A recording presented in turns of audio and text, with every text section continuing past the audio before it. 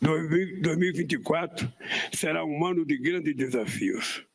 Não nos convém um mundo marcado pelo recrudescimento dos conflitos, pela crescente fragmentação, pela formação de blocos protecionistas e pela destruição ambiental. Suas consequências seriam imprevisíveis para a estabilidade geopolítica. O Brasil segue de luto com o trágico conflito entre Israel e Palestina.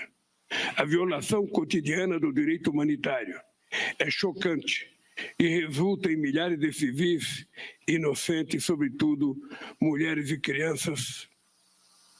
O Brasil continuará trabalhando para um cessar-fogo permanente que permita a entrada da ajuda humanitária em Gaza e pela libertação imediata de todos os reféns pelo Hamas. É fundamental que a comunidade internacional trabalhe para a solução de dois Estados, vivendo lado a lado, em segurança e harmonia. Sem ação coletiva, essas múltiplas crises podem multiplicar-se e aprofundar-se. As desigualdades estão na raiz dos problemas que enfrentamos, ou contribuem para agravá-los. Precisamos de uma nova globalização que combata as disparidades. Esse objetivo guiará toda a presidência brasileira, que será estruturada em 3 eixos. O primeiro será a inclusão social, o combate à fome e à pobreza.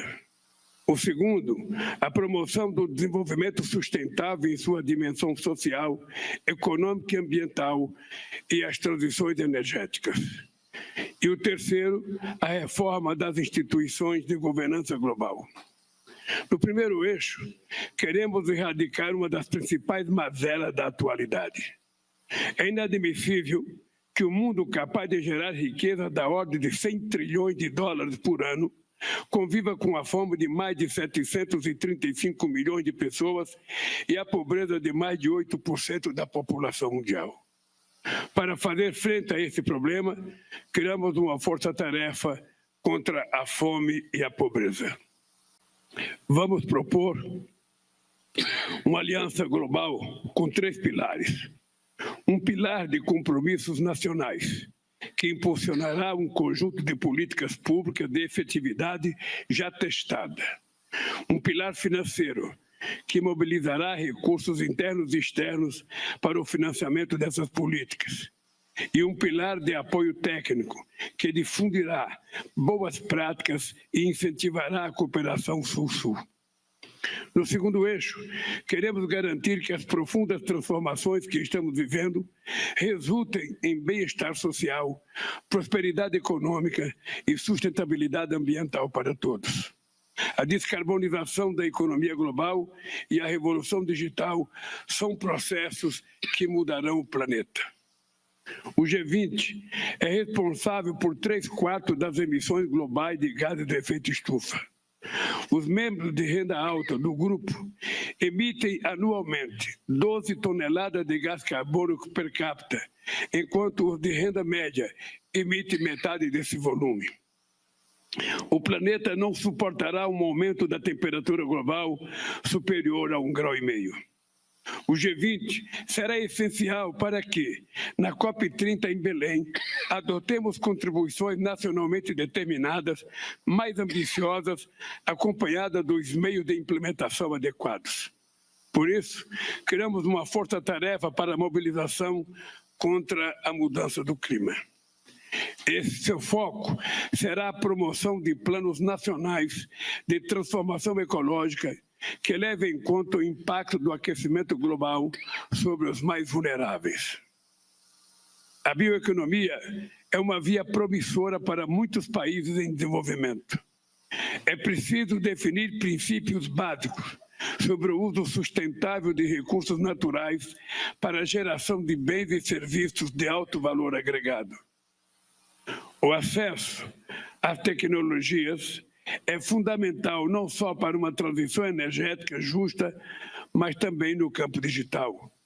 Queremos expandir capacidades em áreas como inteligência artificial, inclusive em termos de infraestrutura computacional. Serão necessárias diretrizes claras e coletivamente acordadas para o uso dessa ferramenta. O mundo não pode repetir, no tratamento da inteligência artificial, a divisão entre países responsáveis e irresponsáveis, que uma vez marcou a discussão sobre o desarmamento e não proliferação. No terceiro eixo, queremos enfrentar com seriedade o debate sobre o anacronismo das instituições de governança global, que já não têm representatividade.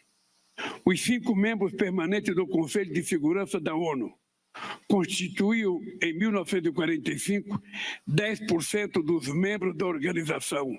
Hoje, são somente 2,5%.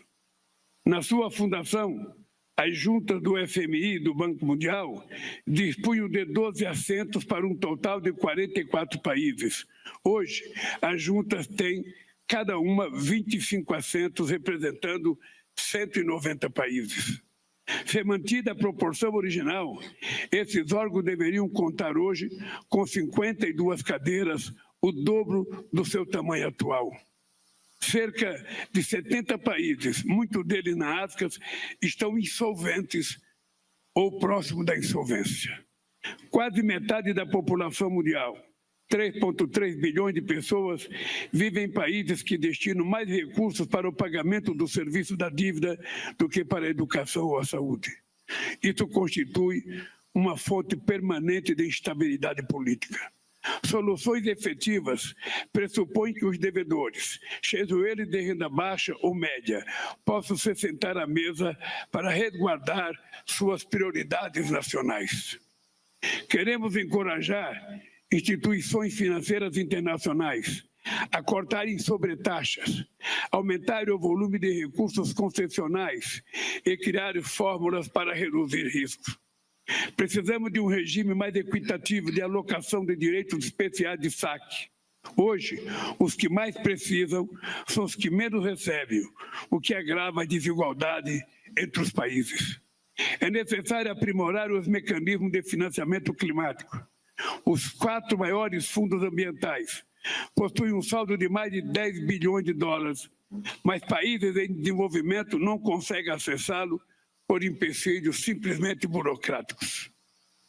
Os bancos multilaterais de desenvolvimento devem ser maiores, melhores e mais eficazes, destinando mais recursos e de forma mais ágil para iniciativas que realmente façam a diferença.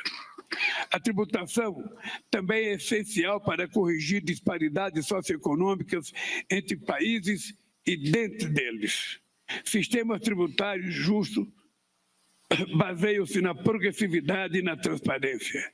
Incidem não apenas sobre a renda, mas também sobre a riqueza e coíbem a evasão fiscal dos super ricos. Podemos explorar juntos mecanismos de taxação internacional que ajudam a financiar o desenvolvimento sustentável.